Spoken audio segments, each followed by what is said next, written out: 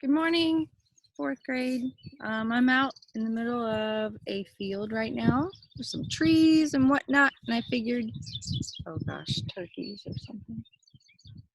I hope my dogs don't run off while I'm reading today, but I'm going to finish the book. I'm just going to blaze right through. The last couple chapters are pretty short, and I think we can do it. So I'm just going to prop you up here so you can kind of look behind me. Let me know if you see any turkeys or something. Or let me know if my dog runs off. Just kidding. Okay, all right. Chapter 21, Hero. Ben struggled to keep his face above the water so he could breathe. Corey was only a few feet ahead of him now, almost within reach. Ben felt his leg brush against a large rock.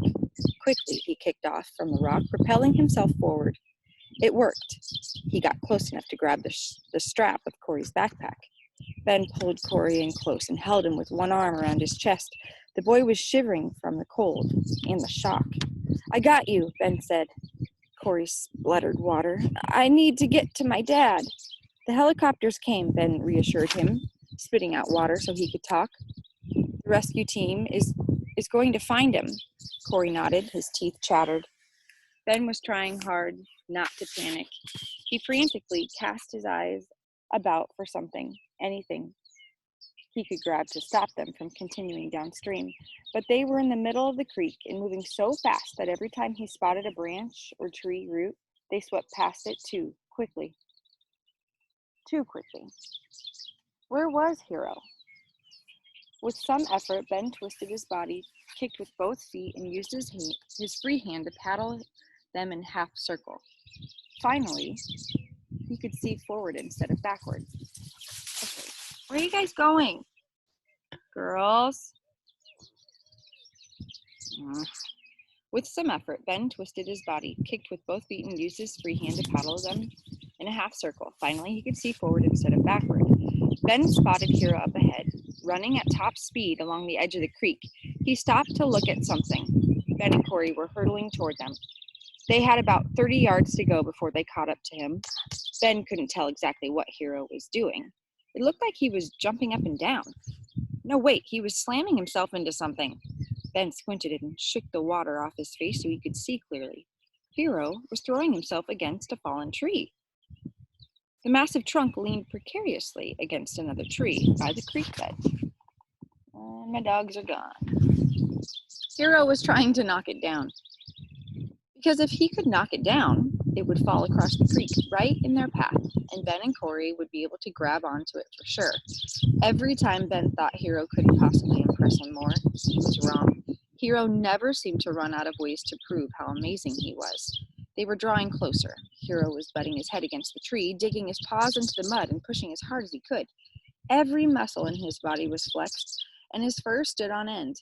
Ben was scared he was going to hurt himself, but he was also scared that Hero wouldn't be able to get the tree down in time. And then what? Hero was their only hope. The tree trunk wobbled. Hero pushed at it again with the flat part of the top of his head. The trunk shook and started to move forward, then rolled back into place. Hero pushed again. The roots pulled up from the muddy ground, flinging dirt and rocks all over Hero's coat. He gave one more hard push. With a loud crack, the last of the roots gave way and everything toppled. The long tree trunk came down with a splash right into the water. Ben and Corey were so close to it that the water sprayed them. "Hold on tight, okay, Corey?" Ben said. "Okay," Corey said, his voice small and scared. As they rushed by, Ben reached out with his free arm and snagged the tree trunk. He and Corey slammed into it with intense force. Pain radiated from Ben's ribs through his entire body, but he didn't care. He squeezed the trunk tightly and helped Corey wrap both arms around it, too. "Go," Ben said. Corey scrambled arm over arm along the trunk, pulling himself toward the shore. Hero waited for him there. As soon as Corey got close enough, Hero ran into the water, latched onto Corey's jacket with his teeth, and began pulling him into land. Corey rolled onto the ground, coughing and spitting up water. He turned onto his stomach and got on all fours. Hero sniffed at him and licked the water off his face. Ben pulled himself toward land. He crawled onto the muddy ground, gasping for air. It was only then, when he was out of the water, that he realized how cold he was. His whole body began to shake uncontrollably, as much from the cold as from the adrenaline that coursed through him. Hero ran to Ben and licked his face and neck. After a moment, when he could control his limbs again, Ben reached out an arm and wrapped it around his dog's neck. He buried his face in Hero's fur. Ben found his voice.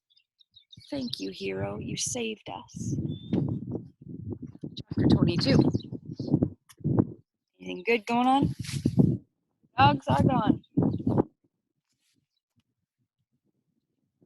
I'll keep reading. He ran to the top of the hill ahead of the boys. Ben and Corey were moving slowly, their limbs still warming up. Ben's entire body hurt from head to toe.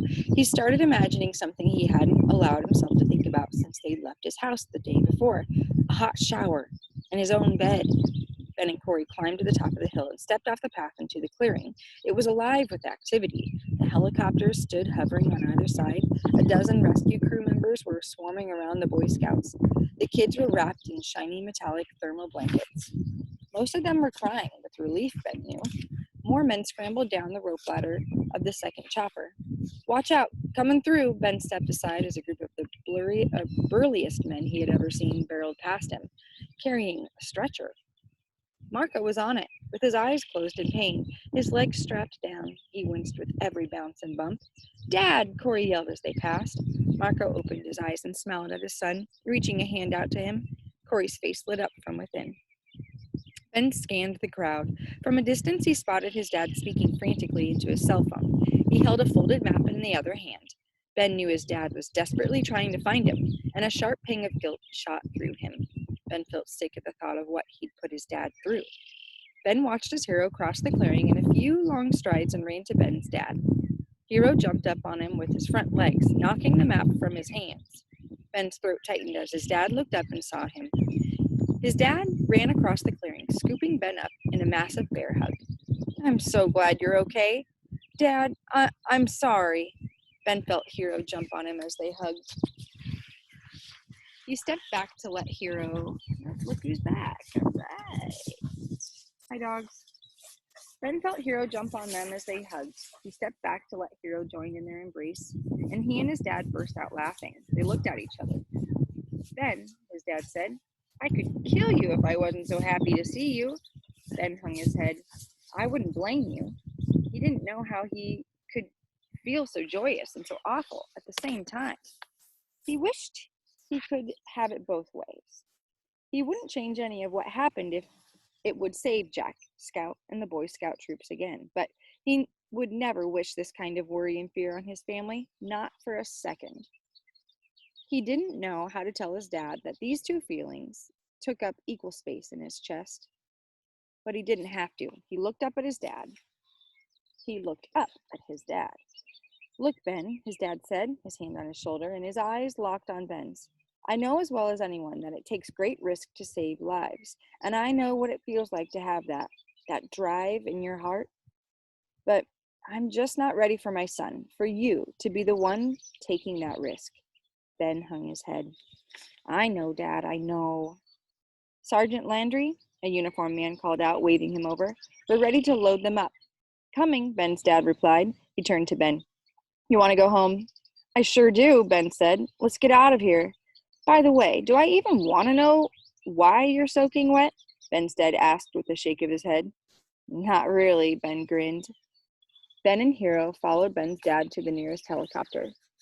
Jack held Scout in one arm and pulled himself up the rope ladder with the other. Noah followed closely behind. One by one, the Boy Scouts made their way up the ladders of the two aircraft, tiny specks clinging to the rungs. Ben and his father waited for the last of the kids to climb. Ben tipped his head back and followed the ladder with his eyes. It flapped in the stiff breeze of the helicopter's blades. He sucked in his breath. Ben looked back at his dad, who nodded. I'll be right behind you, his dad said. With this guy, he gestured at Hero, who waited patiently by his side. His dad clipped a strong rope to Hero's harness, which the guys in the chopper would use to pull Hero up to safety. Hero could climb ladders, but not one that loose in such a strong wind. Ben took a deep breath and grabbed hold. He stepped onto a low rung, and the ladder swayed under his weight. He pulled himself up and started to climb. The bright lights were shining bright in Ben's eyes. He couldn't see anyone in the audience. This is the last chapter, 23. But he could hear his mom and dad, Noah's parents, Jack's mom and Jack's dad, cheering from the front row. We're obviously in a normal place now. Ben's kid sister Erin's high-pitched voice rose above the crowd. Go, Benny, she shouted. Ben put his hand on Hero's head and scratched him behind the ears. Hero's tail thumped on the ground next to him. Noah stood on one side of Ben, Jack on the other. We are starting to run out of ways to recognize the bravery of the Landry family, and now they're friends, the mayor said with a chuckle into the microphone at the podium. The crowd went nuts, cheering and clapping. The mayor waited for the noise to die down. And we are definitely running low on adjectives for their amazing dog, Gulfport's own search and rescue hero. Hero. The hoots and hollers and clapping were so loud that Ben's eardrums tingled. Hero didn't seem to mind. He just looked out at the boisterous crowd with his usual calm expression. He let out a short, sharp bark and wagged his tail some more. But hopefully this Medal of Honor from the city of Gulfport will express our gratitude once again. The mayor was trying to wrap up his speech, but he was having trouble getting through it with all the interruptions, especially from Ben, Noah, and Jack's teammates, who released a loud, coordinated whoop every few minutes, followed by a chorus of young Boy Scouts in uniform screaming, "Yay!" Ben's cheeks burned with embarrassment every time the audience let loose. It was hard to resist the temptation to roll his eyes, but he didn't think his mom would appreciate a photo like that ending up in the paper. Instead, he tried to remember all the things he planned to say in his very loud friends the second this was over. There's some geese behind me. Ben was hot in his suit. He didn't love the way the stiff collar of his dress shirt scratched his neck. He definitely hated the tie and clunky shoes, but he was proud to be standing on stage with Hero at his side. He couldn't deny that it felt pretty good to have helped someone. Well, lots of people this time. Over the last couple of weeks, every time he thought about Corey's face, the moment he saw that his dad, Marco, was okay, Ben didn't know the right words to describe the feeling. He just knew that he wanted to have it again. He knew he wanted to save people for a living. There would always be danger involved. He got that, and he knew his parents would not be happy about it. But all of Ben's worries and fears were calmed by the knowledge that he had a powerful ally in his corner, Hero. As long as Ben and Hero were a team, he wasn't afraid. Okay, that's the end. That's the end. It was a happy ending. Well, we're proud of Hero. We're proud of Ben. I think they are a good team. And that just goes to show, I bet that there's going to be other books like this too. I'm pretty sure there are.